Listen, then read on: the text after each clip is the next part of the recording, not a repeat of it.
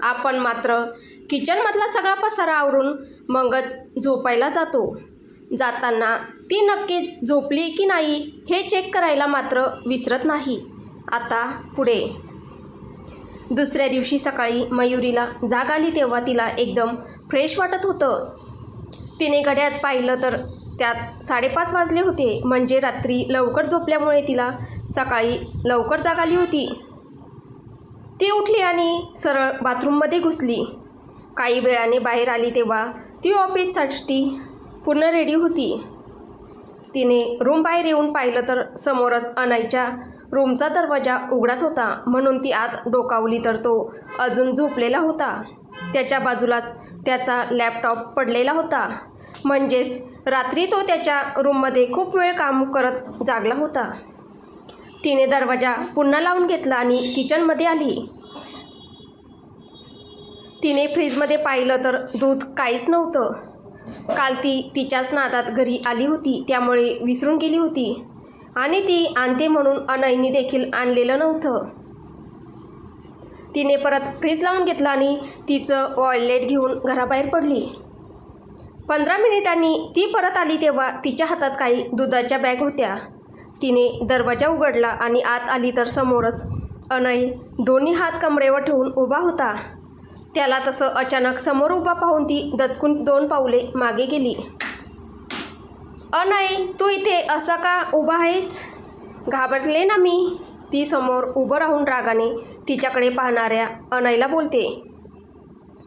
अनय एकदा तिच्याकडे पाहतो. ती खरंच त्याला पाहून खूप घाबरलेली असते. झोपेतून उठलेला असल्याने त्याचे केस विस्कटलेले असतात. रात्रीच्या जागरणाने डोळे लाल आणि जरासे सुजल्यासारखे वाटत असतात. आणि तू घरात नाही हे पाहून मी घाबरलो. त्याचं काय? निदान सांगून तरी जायचंच की बाहेर चालली. बरं, फोन पण नाही नेलेला सोबत. आधीच तुला बरं नाही, त्यात अशी न सांगता निघून गेल्यामुळे किती घाबरलो मी. अनय बोलायचं थांबतो तर मयुरी रागाने त्यालाच घुरत असते. त्याच्या लक्षात येते की आपण जरा जास्तच बोललो. सॉरी, पण काल तुला बरं नव्हतं म्हणून काळजी वाटली तुझी. मी आवरून येतो, अनय म्हणाला आणि त्याच्या रूममध्ये निघून गेला. त्याला असं गोंधळून गेलेलं पाहून मयुरीला त्याचं हसूच आलं. वेडा, स्वतःशीच बोलत ती किचनमध्ये निघून गेली. जरा वेळाने अनय त्याचं आवरून रूम बाहेर आला तर मयुरी किचनमध्ये काहीतरी करत होती. तो तिच्यासमोर जाऊन उभा राहिला. मला फक्त 5 मिनिट दे, तुझी कॉफी तयार आहे.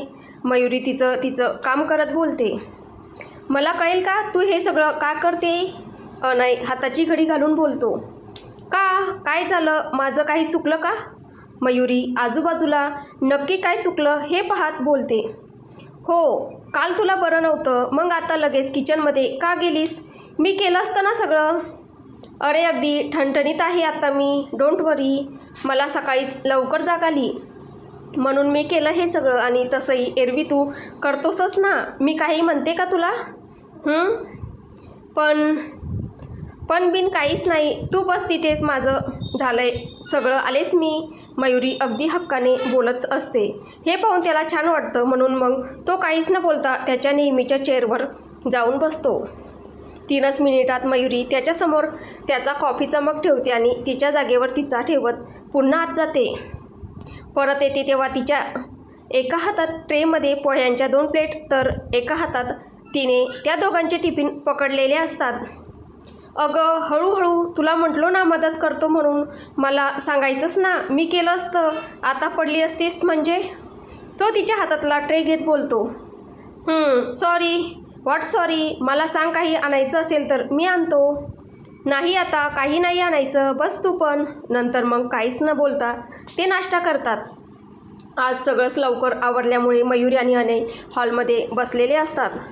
अनय त्याचा लॅपटॉप घेऊन तर मयुरी तिचा मोबाईल घेऊन त्यात प्रतिलिपी वाचत असते. अचानक अनयला दद्दूने मयुरीसाठी दिलेल्या गिफ्टची आठवण येते म्हणून तो उठून त्याच्या रूममध्ये जातो. मयुरी एकदा जाणाऱ्या अनयकडे पाहते आणि पुन्हा तिच्या फोनमध्ये डोकं घालते. काही वेळ जात असेल की अचानक अनय तिच्या समोर एक बॉक्स धरतो. ती एकदा त्याच्याकडे तर एकदा त्या बॉक्सकडे प्रश्नार्थक नजरेने पाहते. माझ्या एका खूप जवळच्या व्यक्तीने तुझ्यासाठी आपल्या लग्नाचं गिफ्ट पाठवलंय. तिची प्रश्नार्थक नजर ओळखून तो बोलतो. कुणी? मयुरी विचारते. ते मी तुला आता सांगू नाही शकत. आता बस हेच की हे गिफ्ट तुझ्यासाठी आहे. अनय. काय ती व्यक्ती माझ्यापेक्षा मोठी आहे?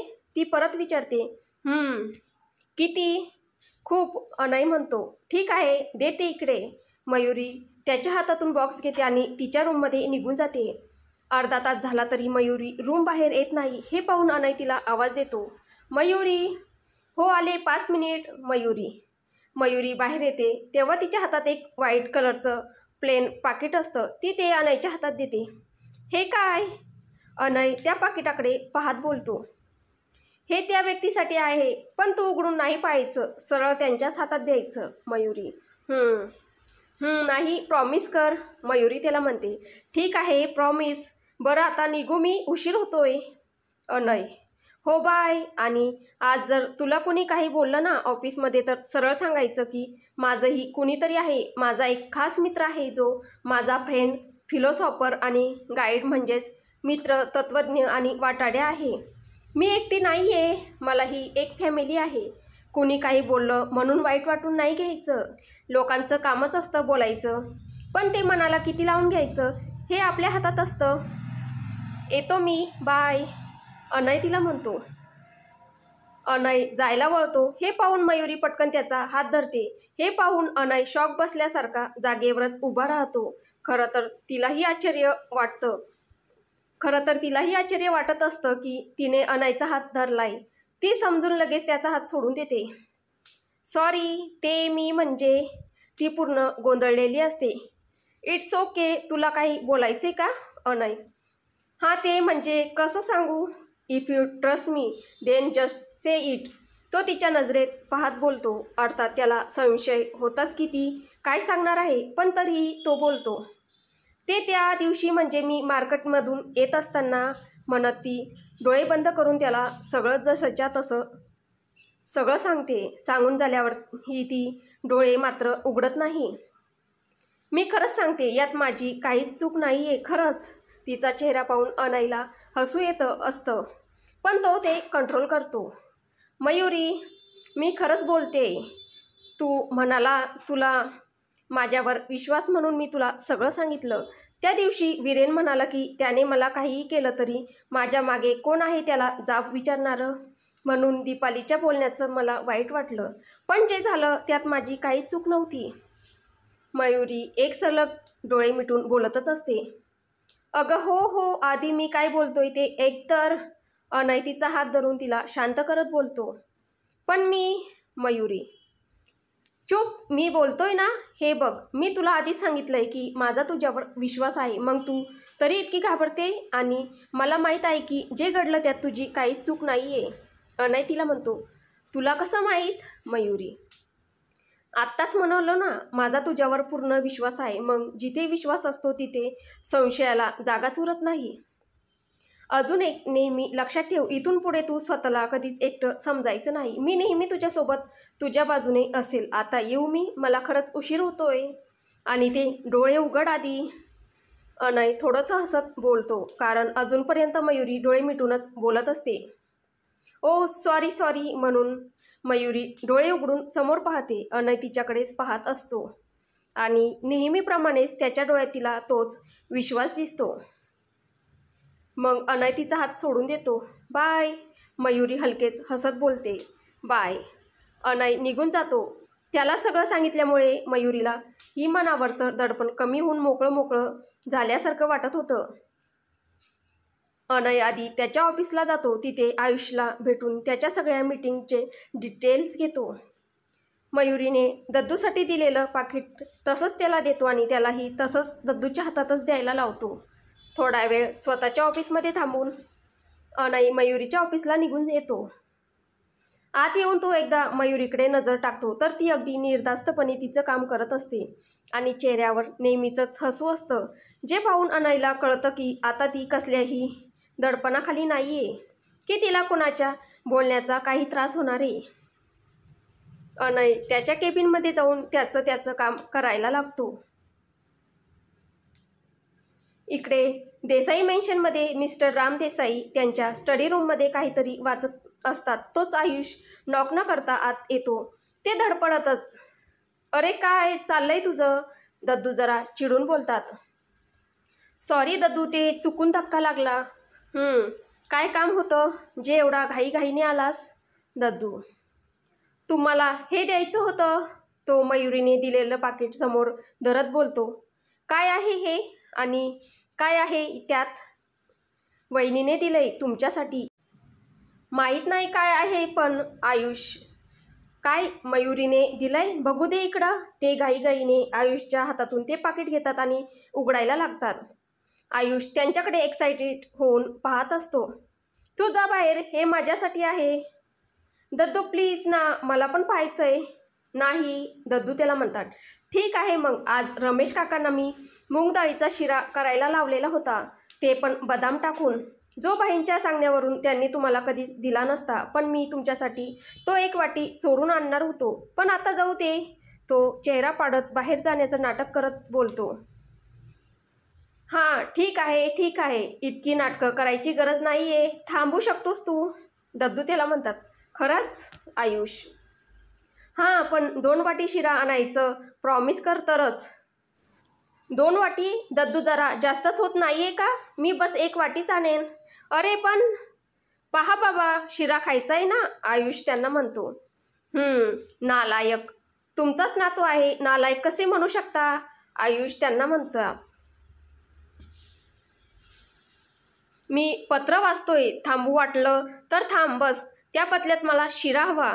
हो देईन आणून, आधी तुम्ही पत्र तर वाचा. हो वाचतोय. आजोबा ते पाकिट उघडून त्यातलं पत्र काढता आणि वाचायला लागता.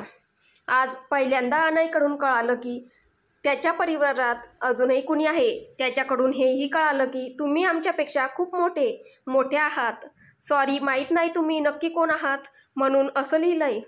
मला माहीत नाही अनयने तुम्हाला माझ्याबद्दल काय सांगितलंय किंवा काही सांगितलंही आहे की नाही, म्हणून मी आज तुमच्यासाठी हे पत्र लिहिते. माझं नाव मयुरी हे तर तुम्हाला माहीतच आहे. मलाही परिवार नाही हो. एक आई होती, पण काही वर्षांपूर्वी तीही मला सोडून गेली. मी जास्त काही नाही बोलणार, पण मला बस तुमच्याबद्दल जाणून घ्यायचंय. म्हणजे तुम्ही अनयचे कोण लागता? काय मी ही स्वतःला तुमच्या परिवारातील एक भाग समजू शकते का? अजून एक सिक्रेट सांगते मी तुम्हाला, पण ते अनयला कळू नका देऊ. तुमचा अनय हा हसताना खूप छान दिसतो, पण तो खूप कमी हसतो. त्याला जरा हसायला शिकवा. तसा मनाने खूप चांगला आहे. मला बरं नव्हतं तेव्हा माझी खूप चांगली काळजी घेतली त्याने. बस मला वाटतं की त्याचा स्वभाव खूप वेगळा आहे. म्हणजे तो माझ्यासोबत खूप चांगलं वागतो, पण कधी कधी असं वाटतं की हा त्याचा मूळ स्वभावच नाही आहे. बस मी इथे आहे म्हणून तो माझ्यासमोर किंवा माझ्याशी तसा वागतोय. प्लीज तुम्ही एकदा बोलाल त्याच्याशी. त्याला म्हणावं माझ्याशी तो स्वतः जसा आहे ना तसंच वागावं. उगाच स्वतःचं मन मारून जगणं मला पटत नाही आणि आवडतही नाही. बस जास्त काही नाही लिहत. बाकी तुम्ही स्वतःची काळजी घ्या. राम यांचं पत्र वाचून होतं, पण त्यांच्या चेहऱ्यावर हसू असतं. अगदी आई वर पडली तिच्या. अशीच होती तिची आई. समोरच्याच्या चेहऱ्यावर दिसत नसलं तरी तिला त्याच्या मनाचा अंदाज यायचा. दद्दू, आता काय करायचं? आयुष त्यांना विचारतो. काही नाही, बस एकदा अनयसोबत बोलायचंय. मी बोलेल त्याच्याशी. पण दद्दू.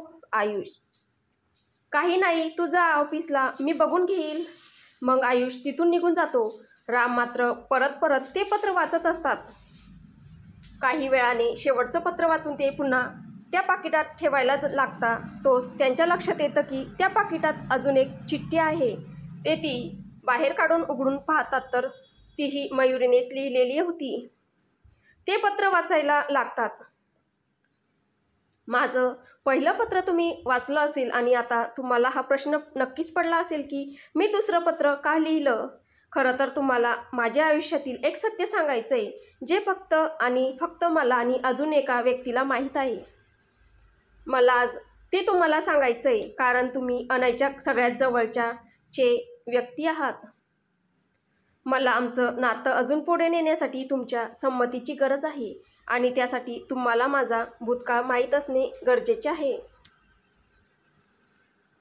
असं काय असत्य आहे मयुरीच्या आयुष्यात जे फक्त तिला माहीत आहे? काय असेल तिचा भूतकाळ? काही वाईट नाही. काहीही विचार करण्याआधी मला पत्र पूर्ण वाचायला हवं. स्वतःशीच विचार करत ते पुन्हा पत्र वाचायला लागतात. थोड्या वेळाने पूर्ण पत्र वाचल्यावर जेव्हा ते पत्र बाजूला धरतात तेव्हा त्यांच्या डोळ्यात राग होता, अश्रू होते, पण तरीही त्यांच्या मनातले भाव कळत नव्हते. काय लिहिलं असेल मयुरीने त्या पत्रात हा मोठा प्रश्नच होता. तर पुढे काय होईल हे आपल्याला पुढच्या भागात पाहायला भेटेल. तुम्हाला ही कथा कशी वाटते आहे कमेंटद्वारे नक्की कळवा. आणि कथा आवडत असेल तर व्हिडिओला लाईक करा, शेअर करा आणि चॅनलवर कोणी नवीन असेल तर चॅनल सबस्क्राईब करा. धन्यवाद.